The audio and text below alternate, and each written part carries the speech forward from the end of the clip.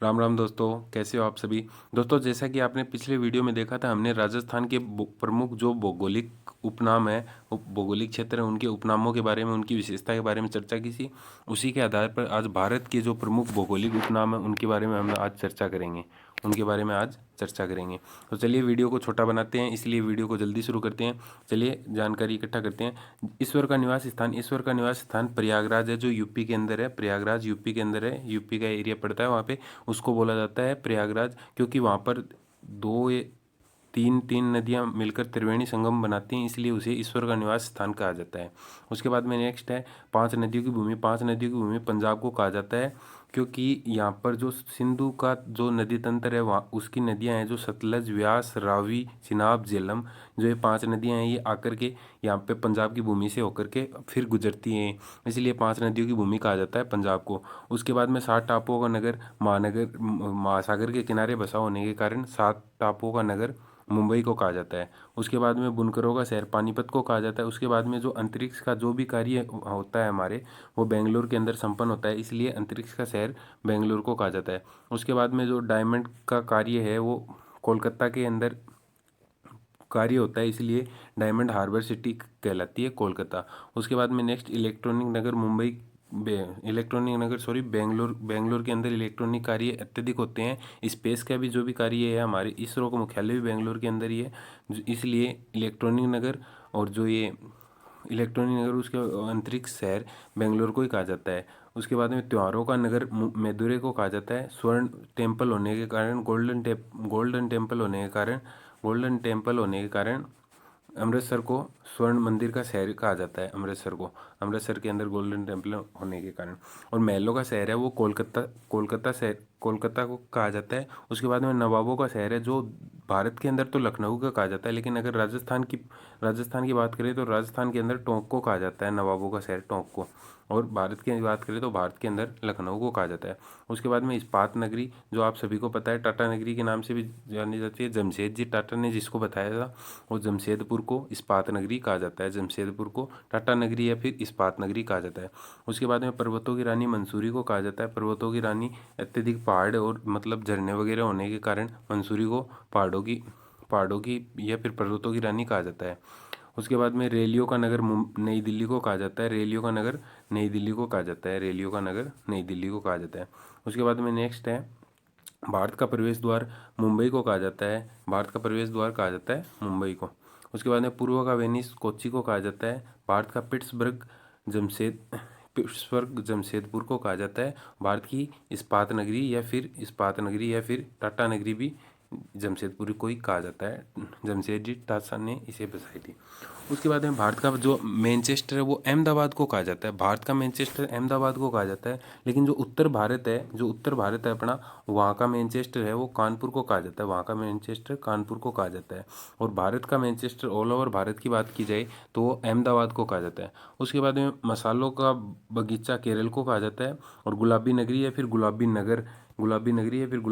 नगर जयपुर को कहा जाता है। क्वीन ऑफ डेक्कन पुणे को कहा जाता है। क्वीन ऑफ डेक्कन पुणे को कहा जाता है। उसके बाद में नेक्स्ट है भारत का हॉलीवुड मुंबई को कहा जाता है। और आप सभी को पता है भारत का बॉलीवुड भी मुंबई को कहा जाता है, और भारत का हॉलीवुड भी मुंबई को कहा जाता है। अत्यधिक झील होने के कारण झीलों का नगर श्रीनगर को कहा जाता है। अत्यधिक झीलों ने फलोद्यान का स्वर्ग सिक्किम को कहा जाता है। पहाड़ी की मलिका नेतरहाट को कहा जाता है। उसके बाद में भारत का डेट्रियाट पिथमपुर को कहा जाता है। पूर्व का पेरिस और गुलाबी नगर जयपुर को कहा जाता है। पूर्व का पेरिस और गुलाबी नगर जयपुर को कहा जाता है।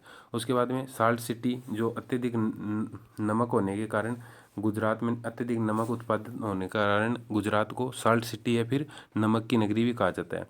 उसके बाद में अत्यधिक सोयाबीन का जो 98% हिस्सा उत्पादन अकेले मध्य प्रदेश से होता है, इसलिए सोयाबीन का अत्यधिक उत्पादन होता है, इसलिए ही इसे सोया नगरी कहा जाता है।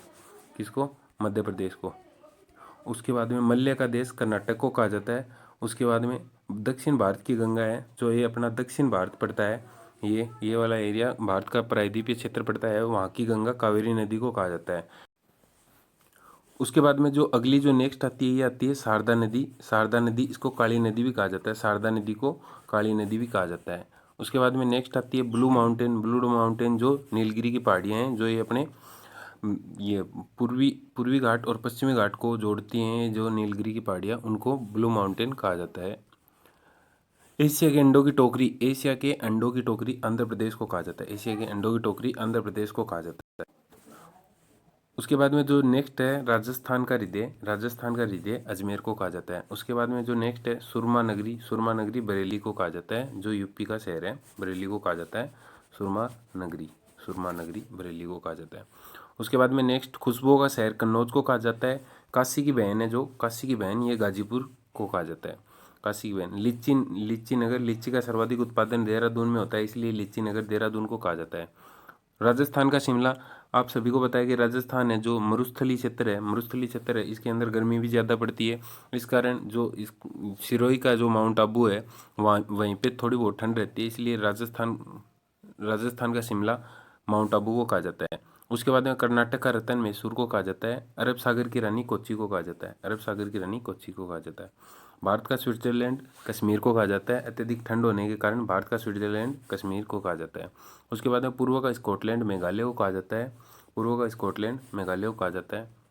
उसके बाद उत्तर भारत का मैनचेस्टर है वो कानपुर को कहा जाता है। और संपूर्ण भारत की अगर बात करें तो संपूर्ण भारत का मैनचेस्टर अहमदाबाद को कहा जाता है। संपूर्ण भारत का मैनचेस्टर कहा जाता है। उसके बाद में नेक्स्ट मंदिरों और घाटों की नगरी वाराणसी है, जो भारत के परिप्रेक्ष्य में मंदिरों और नगरों की घाटों की नगरी वाराणसी को कहा जाता है। उसी प्रकार जो अपने यहाँ पे राजस्थान की बात करें तो राजस्थान में जो है झालावाड़ जिले का झालरापाटन नगर है। झालरापाटन को मंदिरों और घंटियों का शहर या फिर घंटियों की नगरी कहा जाता है। उसके बाद में नेक्स्ट है जो धान का डलिया छत्तीसगढ़ को कहा जाता है। और भारत का पेरिस है जो राजस्थान के जयपुर को कहा जाता है। उसके बाद में मेघों का घर मेघालय को कहा जाता है। बगीचों का शहर है जो कपूरथला को कहा जाता है, बगीचों का शहर। पृथ्वी का स्वर्ग श्रीनगर को कहा जाता है। पहाड़ों की नगरी है ये डूंगरपुर को कहा जाता है। अत्यधिक पहाड़ियाँ होने के कारण पहाड़ों की नगरी डूंगरपुर को कहा जाता है। उसके बाद में नेक्स्ट भारत का उद्यान बेंगलोर को कहा जाता है। उसके बाद में भारत का बोस्टन है जो भारत का बोस्टन सिटी अहमदाबाद को कहा जाता है। उसके बाद में गोल्डन सिटी, जो अभी बताया था कि गोल्डन टेम्पल होने के कारण, सोने का जो मंदिर होने के कारण, गोल्डन टेम्पल होने के कारण गोल्डन सिटी अमृतसर को कहा जाता है। उसके बाद में सूती वस्त्रों की राजधानी मुंबई को कहा जाता है। भारत की ये आर्थिक राजधानी भी मुंबई कहलाती है। उसके बाद में पवित्र नदी, सबको पता है कि जो राष्ट्रीय नदी है हमारी गंगा, उसको पवित्र नदी का दर्जा दिया गया है। पवित्र नदी मानी भी जाती है और बल्कि है भी पवित्र। और बिहार का शोक है जो कोसी को कहा जाता है। कोसी नदी है, कोसी नदी को बिहार का शोक कहा जाता है। कोसी नदी को बताते हैं कि जब ये नदी अपने विकराल रूप में आती है तो एक कई घर कस्बे को डुबा के साथ में लेकर चली जाती है, जिससे आज भी ऐसा खौफ बना रहता है, जिसे बिहार का शोक कहा जाता है कोसी नदी को। वृद्ध गंगा है जो बूढ़ी गंगा या फिर वृद्ध गंगा जो गोदावरी नदी को कहा जाता है। गोदावरी नदी को। पश्चिम बंगाल का शोक दामोदर नदी को कहा जाता है। और कोट्टायम की दादी मलयाला को कहा जाता है। जुड़वा नगर है वो हैदराबाद और सिकंदराबाद है, दोनों जुड़वा नगर की संज्ञा दी गई दोनों। ताला नगरी अलीगढ़ को कहा जाता है। राष्ट्रीय राजमार्गों का चौराहा, अत्यधिक राष्ट्रीय राजमार्ग होने के कारण जो यूपी से निकलते हैं और यूपी के भी कानपुर शहर से अत्यधिक राजमार्ग निकलते हैं, इसलिए इसको अत्यधिक राजमार्गों का चौराहा कहा जाता है। उसके बाद में नेक्स्ट है पेठा नगरी आगरा को कहा जाता है। भारत का टॉलीवुड कोलकाता को कहा जाता है। अत्यधिक वनों से संपन्न होने के कारण भारत देहरादून का वन नगर कहलाता है। सूर्य नगरी आप सभी को पता है, सूर्य नगरी नीली नगरी जो जोधपुर को कहा जाता है, राजस्थान की जोधपुर को कहा जाता है। राजस्थान का गौरव है जो राजस्थान का चित्तौड़गढ़ है। और कोयला नगरी वो धनबाद को कहा जाता है। देखिए दोस्तों, आज वीडियो थोड़ा लंबा हो गया, लेकिन भारत के जो भौगोलिक मेन मुख्य जो उपनाम थे उनके बारे में हमने आपको अवगत कराने की कोशिश की। अगर इस वीडियो में आपको किसी प्रकार की कोई भी गलती त्रुटि कोई भी नज़र आए तो आप कमेंट सेक्शन में अवगत कराएं। धन्यवाद। जय हिंद, जय भारत।